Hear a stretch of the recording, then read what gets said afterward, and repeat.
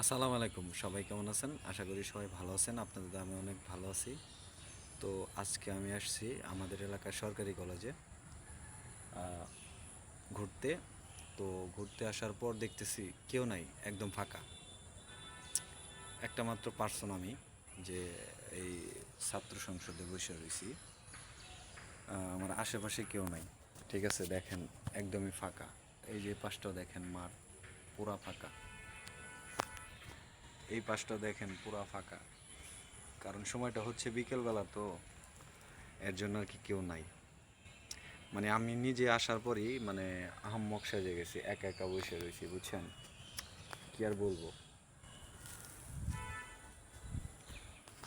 কাউরে পাইলে, মোটামুটি কাউরে পাইলে আড্ডা আড্ডা দেওয়া যেত। দেখছেন পুরাটা পুরাটা একদমই ফাঁকা পিছন সাইডে।